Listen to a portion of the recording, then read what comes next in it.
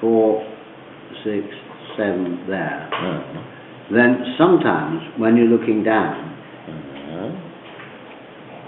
because of the other numbers that you've got here, then you can say, oh well, 4, 6, 7 must go down there.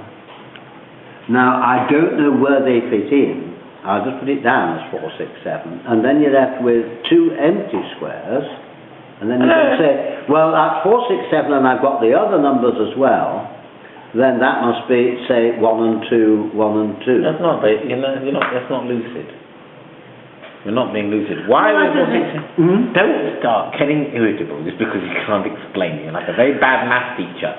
Now, Brian, it's not math. Now look at you. Su Doku. It's got nothing to do with math. Well, where it has to do with patterns. 4, 7, 6. Now, where is what's that about in relation to here? 4, 7, 6. That's in this square, right? And here we see on the same part of two the board, editors of the Reader magazine struggling to explain Su Doku to what each is other. 4, 7, 6 about in the bottom? Notice nearby they have their supplies because they may be here for some time. I don't set Su Doku, so I don't know how you set it.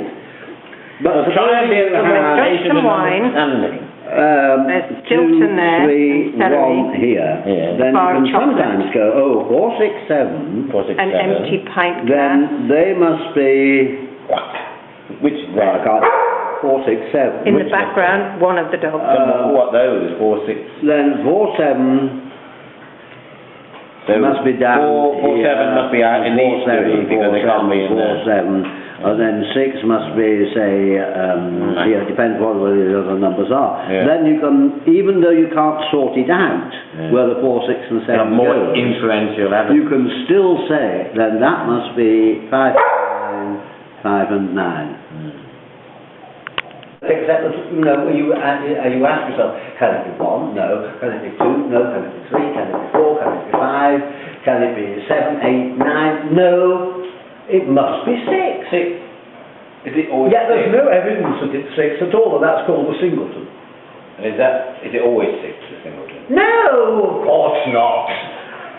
You know. But that sometimes happens with some puzzles, and you have to look out for it. Now, that again is fiendish. I would say. It's not even difficult. No. You generally find that in fiendish puzzles, where you ought to look out for singletons. You've wasted a lot of your life on this. I don't regard this as well. I do regard this as waste, yes, actually. It seems to me that I'm like those young chaps in the 19th century who went to the billiard halls. And with me, it's not billiards, it's Sudoku. I mean, yes, I agree, it's a waste. And yet, I think it's like sort of limbering up. It's like sort of exercise. It's like going into the gym. Do you think it has any relation to literature or reading? I think it has some relation to reading because you have to observe very closely the visible signs. Now, there's no way of interpreting them. You just accept them for what they are.